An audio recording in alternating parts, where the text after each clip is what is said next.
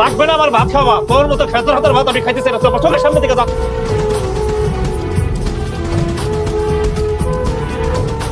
এই হারামজাদা, তোর ঝাড়ুটা বাইরে আমি একদম সিধা করে ফেলাম। তোর মতো পুরা ঝাড়ুর বাড়ি খাওয়ানোর জন্য।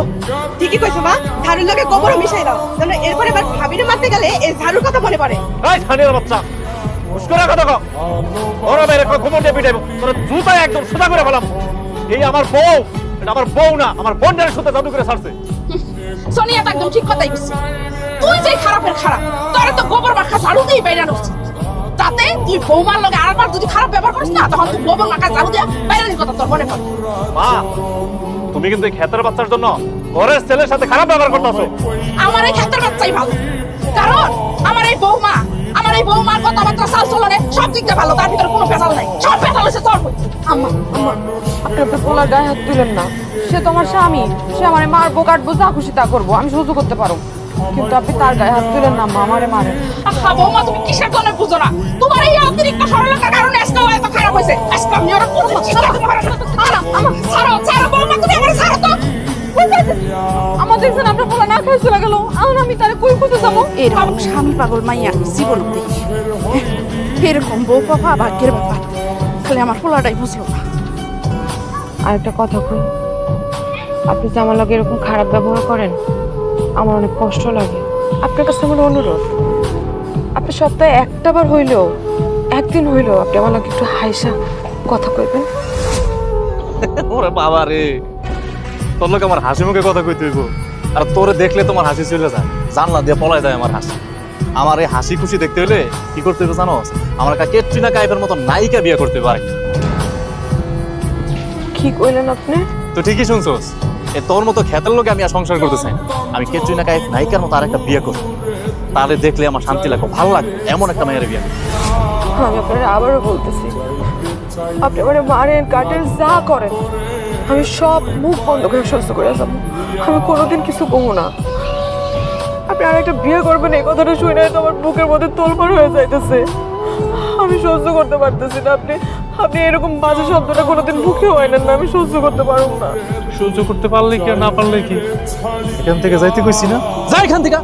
যাও না, আপনার পা ধরে ধরি আমি, আপনি কোনোদিন আরেকটা বিয়ে করেন না, আমি কোনোদিন এই বিয়ের কথা কইলেন না, আমি কিন্তু বুক ফাইটা মরে যাবো, বিশ্বাস তুই মরে যা, আর তুই মরলে তো আমার রাস্তা ক্লিয়ার একবারে ফকফকা, আমার বিয়ে করতে সুবিধা হইব।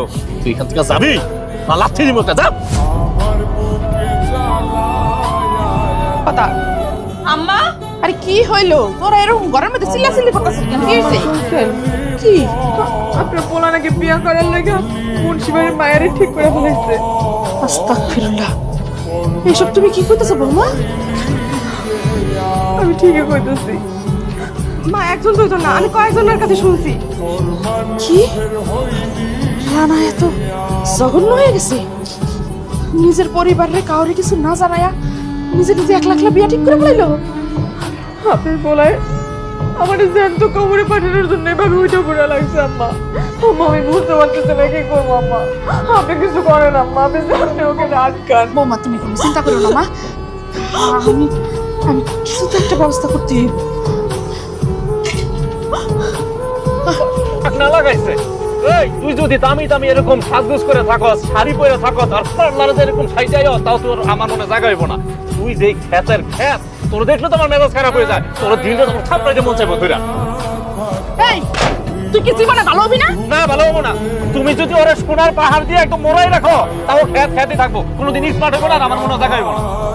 তুই কি বুঝাইতে চাইতেছস? হ্যাঁ, যেসব মায়েরা ওই সিরা ফাটা কাপড় পিন্দা ঘুরে, বেটাকো কাপড় পিন্দা ঘুরে, মোবাইলে নাচানাচি করে, মানুষের লোকে খারাপ ব্যবহার করে, এইসব মায়েরা খুব ভালো না? আর আমার ময়না একটু সহজ সরল, ও খারাপ হয়ে গেছে না? ওই গাইয়াই ওই কোনোদিন স্মার্ট হইতে পারবো না, আর স্মার্ট কারে কয় ওইটা আমি আনতাছি, খালি দেখো। এই ছাড় তুই, আপনি পায়ে ধরতেছি, আপনি কোথাও যায়েন না, আপনি আর বিয়ে করতে যায়েন না, আপনি আমার যেভাবে চলতে করবেন আমি ওইভাবে চলবো, ডিসচার্জ করেন, যা করতে করবেন আমি তাই করবো, আমি শাড়ি চাকরি থাকবো, আমি নাচবো, আমি গান গাবো, আপনি যা করবেন আমি তাই করবো, আপনি তাও যায়েন না। আমি যদি কোনো ভুল করি তাইলে আপনি আমার মারেন কাটেন, আপনি আমার ফাঁসিতে ঝুলাই দিয়ে, আপনি যায়েন না, আমি সহ্য করতে পারুম না মা, কিছু কর না মা। সহ্য করতে পারলে কি আর না পারলে কি পাহাড় করতে আমি জানুম না, আমি কইরা দেবো তো আপনার একটা বিয়ে করতে পারছি না। আমি সহ্য করতে পারুম না। বুঝতে পারছি আমি, তুই আমার শুভ কাজটা ভালোভাবে করতে দিবি না। চল কেটে তুই। হারামজাদা, তুই এটা কি করলি? তুই কি আমার মায়েরে ফেলাবি নাকি? আরে কি হইলো, আমার কথা কি তোমাকে কানে যায় না? না, আমাকে কথা কানে যায় না। তোরে যাবি বিয়ে করতে বারণ করছিলাম, আমার কথাটা তুই কানে নিছিলি?